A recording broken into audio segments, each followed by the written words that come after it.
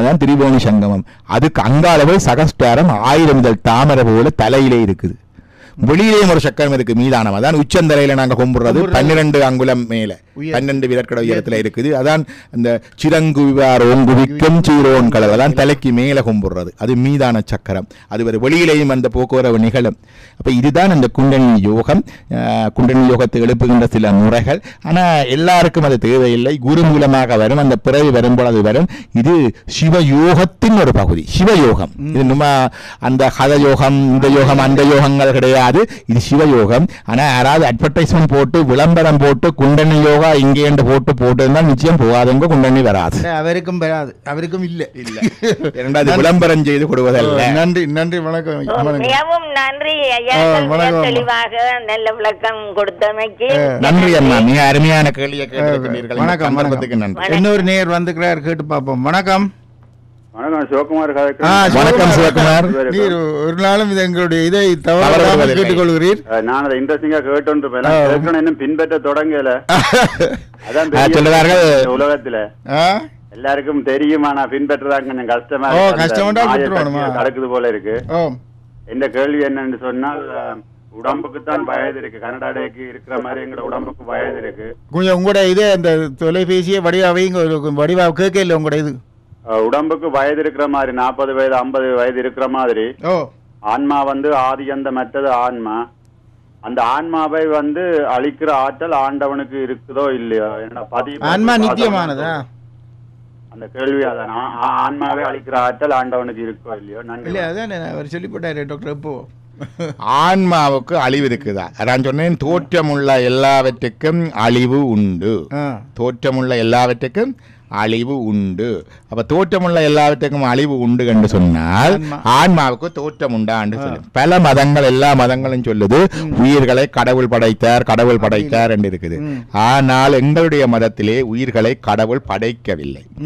The souls are not created. அவர் இந்த சோல்ஸுக்கு உடம்பை கொடுத்தார். அது ஒன்று டைனோசரா வந்தது, இதா வந்தது, கூர்ப்பில போனிச்சு, அது வேற விஷயம். ஆனால் உடம்பை கொடுத்தார், கருவிகளை கொடுத்தார். ஆனால் ஆன்மாவை படைக்கவில்லை. சொல்லுவார்கள், பதி பசு பாசம் இனப்பகர் மூன்றில். பதி என்பது இறைவன், பசு என்பது எங்களுடைய உயிர் ஆன்மா, பாசம் என்பது இந்த உயிரையும் இறைவனை, இந்த உயிரை கட்டித்திருக்கின்ற எங்களுடைய மெலமெல்லது மாசுக்கள். இந்த மூன்றில் பதியினை போல் இறைவனை போல பசு பாசம் அனாதி. இந்த உயிர்களுக்கும் தொடக்கம் கிடையாது, முடிவு கிடையாது. ஆத்மாவை இந்த உடம்புக்குள்ளே இருக்கிற இந்த ஆத்மாவை அழிக்க முடியாது. ஆனா இது மீண்டும் மீண்டும் வரும், பிறப்பு எடுத்துக்கொண்டு வரும்.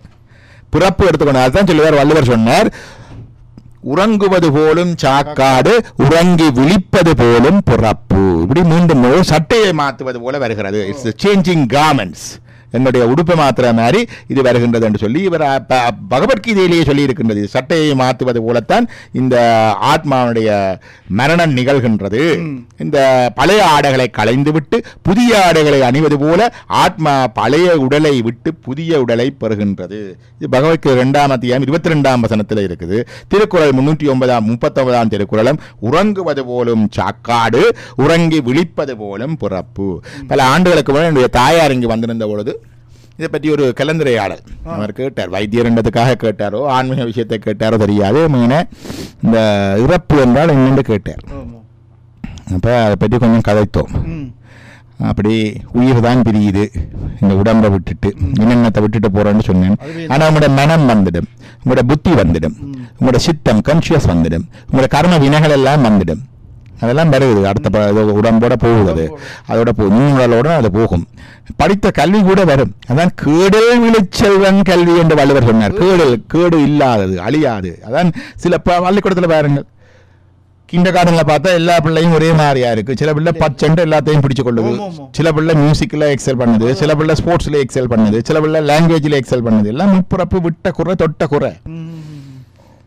அப்ப உறங்குவது அப்ப சொன்னேன். அவ அடுத்தது கேட்டா, இந்த இறப்பு தன்னுடைய பயத்திலே கேட்டாவோ அல்லது ஆர்வத்திலே கேட்டாவோ தெரியாது, அது பெயினா இருக்குமோன்னு கேட்டா.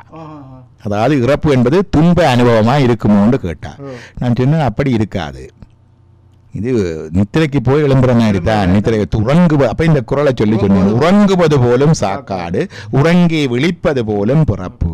ஆனால் நோய்க்கு அந்த மரணத்துக்கு காரணமான காரணம் வலியை தரலாம். சில பேருக்கு கேன்சர் வரும், சில பேருக்கு வேற விதமான அது நோய் வலியை தரலாம். அது அவருடைய கர்மாவை பொறுத்தது.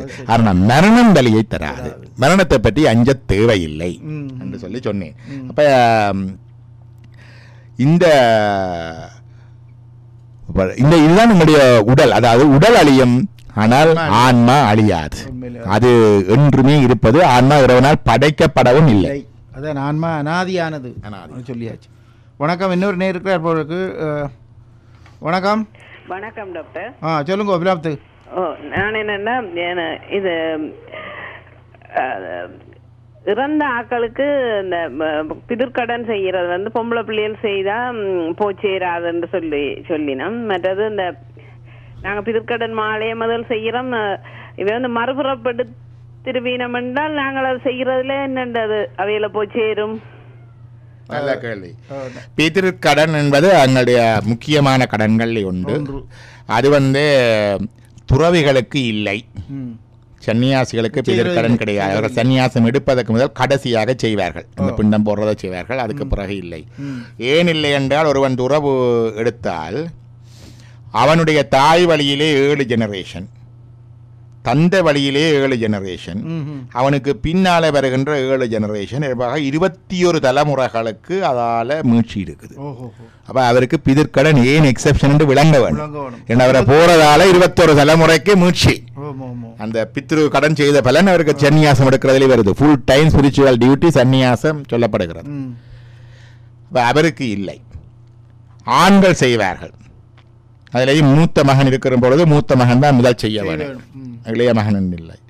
அதே நேரம் சில பேர் கேட்பார்கள், இறந்த பிறகு செய்ய வேணும். முதல் வருடத்திலேயே அது செய்ய தொடங்கினோனும். இறந்த மாசிகம் என்று சொல்லுவார்கள். மாசம் திதி கொடுக்கிறது. இறந்த திதிக்கு 12 வரும். அதை விட எக்ஸ்ட்ராவாக 3-4 திதி தேய்த்து 15 மாசிகங்கள் என்று சொல்லுவார்கள். அதை செய்ய வேண்டும். சில பேர் மாசிகம் உண்டாக செய்கிறது இருக்குது. அப்படி கிரிய செய்தாலும் மாசம் அவர்களுக்கு செய்ய வேண்டும். ஏனென்றால் அவர்களுடைய யமலோக பயணம் இங்கே இருந்து தொடங்குது. அது மிகவும் கடினமான பயணம். அந்த பயணத்திலே வெக்கை, மற்றது வழி பால நிலம், முட்புதர், தாகம், பசி எல்லாம் இருக்கும். அது கிட்டத்தட்ட எங்கட கணக்குக்கு 1 வருடம், அவர்களுக்கு 1 நாள், அவைக்கு ஒரு எங்களுடைய கணக்கின்படி ஒரு வருடம். அந்த அதில் இருந்து எங்களுடைய கணக்கில் 1 வருடம், அவைக்கு 12 நாள் கிட்டத்தட்ட. அப்ப நாலு இந்த மாசத்துக்கு ஒரு செய்யக்குள்ள என்ன நடக்குதுன்னா, அவர்களுக்கு நாளும் நாங்கள் தண்ணி கொடுக்கின்றோம், சாப்பாடு கொடுக்கின்றோம். அந்த இது இருக்குது. கூற்றுவன் ஊர்க்கு செல்லும் வழியும் துயரும் பகரீர் மறந்தவர்க்கே. கந்தரலங்காயத்தில் அருமையான சொல்றார். கூற்றுவன் ஊருக்கு யமலோகத்துக்கு செல்லுகின்ற வழியிலே அந்த வழியையும் அதில் இருக்கிற துயரத்தையும் திருப்பி சொல்லுங்கோ மறந்து போயிருக்கிற ஆக்களுக்கு. அப்ப நாங்க கொடுக்கிற தானம், செருப்பு கொடுத்தா அங்க செருப்பா வரும், ஆடை கொடுத்தா ஆடையாதான், கூட கொடுக்கிறது, செருப்பு கொடுக்கிறது, தண்ணி செம்பு கொடுக்கிறது, தாகத்துக்கு தண்ணி, ஏழை பிள்ளைகளுக்கு அநாதைகளுக்கு சாப்பாடு போடுறது, மற்றது பிள்ளைகளுக்கு பால் வாக்குறது, தண்ணி பந்தல் வைக்கிறது, தண்ணி கொடுக்கிறது, இது எல்லாம் அங்க தண்ணியாக இதாக அங்க போய் அவைக்கு செய்யணும். இது முதல் வருஷம் செய்கிறது. அடுத்தது தொடர்ந்து ஒவ்வொரு வருடத்துக்கு 1 முறை செய்கிறது இருக்குது.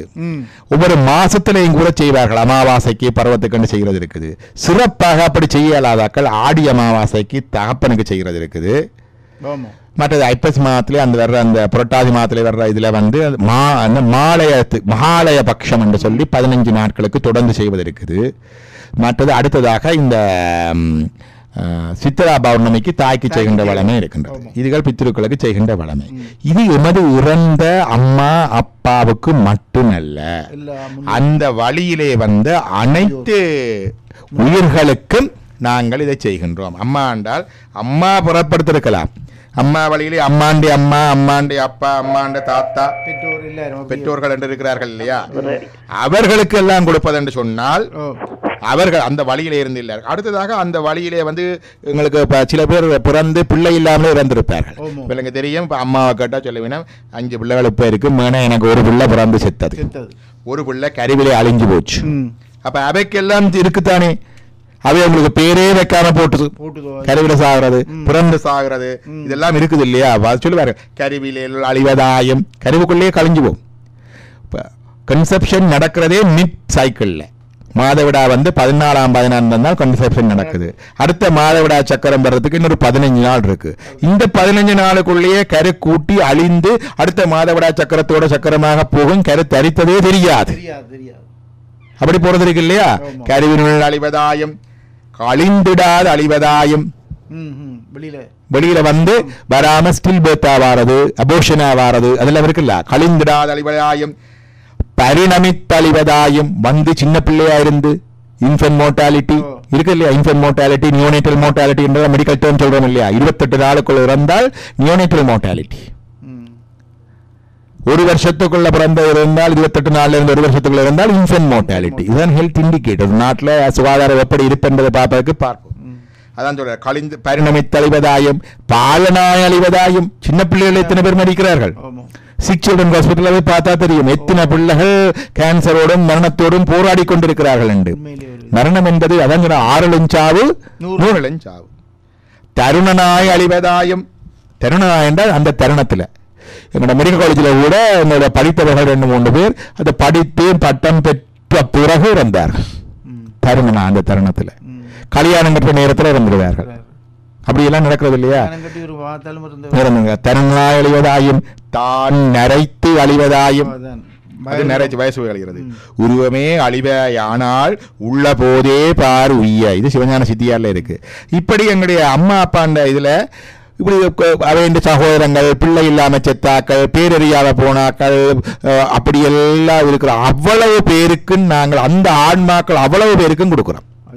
அப்ப அவன் பிளஸிங் எல்லாம் கிடைக்கும். அவர்கள் பிறவி எடுத்திருப்பார்கள், இடையில பிறவிக்கு இடையிலையும் வந்து போவார்கள், இன்னும் பிறவி எடுக்காமல் இருப்பார்கள், முத்தி அடைந்தவர்கள் இருப்பார்கள், தேவலோகத்தில் இருப்பார்கள். ஆனால் அவர்களுக்கு செய்கின்ற பித்ருகடன் எங்களுக்கு ஒரு பிளஸிங், ஆசீர்வாதம், அவருடைய மகிழ்ச்சி எங்கள் குடும்பத்தை ஆசீர்வதிக்கும். இதால பிள்ளைகள் சிறப்பார்கள், தாம்பத்தியம் சிறக்கும், குடும்ப ஒற்றுமை இருக்கும், நல்ல ஒழுக்கமாக பிள்ளைகள் வளருவார்கள். இந்த பித்ருக்கள் அது இல்லாமல் அவர்கள் வயிறு வறண்டு சாபம் பெற்று அல்லது அது அலைந்து இருந்தால் அது எங்களுக்கு தம்பதிகளுடைய அந்நியோன்னம் இன்னா போறது, பிள்ளைகள் வழிதவறை போறது, கூடாத பிள்ளைகள் நடக்கிறது, வீட்டுல பிரச்சனைகள் வாரதெல்லாம் வாரது தான் பித்ரு சாபம். இது ஜாதகத்திலேயே காட்டுவார்கள். அதுக்கு பரிகாரங்கள் எல்லாம் உண்டு. ஆகவே அவர்கள் பிறப்படுத்துவதில்லை, செய்ய வேணும். சிலர் சொல்லுவார்கள் இந்த பிறப்புகள் எல்லாம் செய்து போட்டு காசிக்கு போய் செய்துட்டு வந்தா செய்ய தேவையில்லை. அப்படி இல்லை. இது மரண பரியந்தம் இருக்கிற கடன், பிதிர் கடன். இது கடுத்து கொண்டே இருக்கணும். இது முடிக்க இயலாது. நீங்கள் இது நீங்க என்ன செய்யணும்? நீங்கள் கொடுத்து முடிஞ்ச பிறகு இறந்த பிறகு உங்களோட பிள்ளைக்கு அந்த கடன் போகுது. உங்களோட பிள்ளை பொறுப்பேற்று உங்களுக்கும் சேர்த்து உங்களோட முன்னோருக்கும் சேர்த்து செய்யுது. அந்த பிள்ளை செத்த பிறகு பேர பிள்ளை அவருக்கும் சேர்த்து அப்பா தாத்தா என்று அந்த வழிமுறை இப்படி வழிமுறையாக செய்கிறது, பரம்பரையாக செய்கிறது. இது முன்னோர்கள் ஆயிரக்கணக்கில் நிப்பினம். இந்த முழங்கால நின்று அந்த முழங்கைய ஊண்டு, கையை கீழே ஊண்டி அந்த கையுக்கு இடையால் அந்த தர்ப்பணம் கொடுக்க அங்கால கியூவில நிப்பினம் ஆயிரக்கணக்கான பேர். அதான் நாங்க பிண்டம் போடும்போது நடக்கிறது. அது உண்மை. எங்களுக்கு தெரியல. வீட்டுல மாவில தோரணத்துல பித்ரு தேவர்கள் இருப்பார்கள். அதான் மாவில கட்டுறது. மற்றது எல்லா மங்கள நிகழ்ச்சிகள்ல உங்களோட வீட்டுல கல்யாணம் நடந்தாலும் நடந்தாலும் அது நிகழ்வு உண்டு.